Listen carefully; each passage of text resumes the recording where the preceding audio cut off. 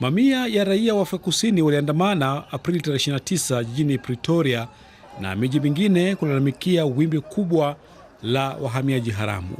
Nchi hiyo katika miaka hivi karibuni imeendelea kushuhudia mvutano mkali kati ya wahamiaji hao haramu na wenyeji wanaodai kwamba wageni hao wamekuja kuwapokonya kazi zao. Afrika Kusini kama nchi inayoendelea kiviwanda barani Afrika imekuwa ikiwavutia wahamiaji haramu na halali kutoka mataifa mbalimbali wanaokuja kutafuta fursa za kiuchumi. Maandamano yaliyoshuhudiwa jijini Johannesburg yalisababisha maduka mengi kufungwa yanayomilikiwa na wenyeji na wageni kwa hofu ya kushambuliwa au kuibiwa.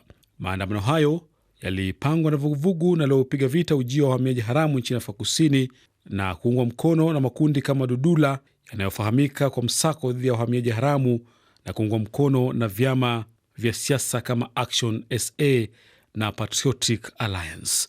Katika siku za hivi karibuni, nchi hiyo ambayo 30% ya wakazi wake hawana ajira imeshuhudia wahamiaji wanaomiliki biashara wakishambuliwa na kutakiwa kurejea katika nchi zao, matukio ambayo yameshuhudiwa katika mikoa ya KwaZulu Natal na Eastern Cape, huku katibu mkuu wa Umoja wa Mataifa Antonio Guterres akilaani vitendo hivyo.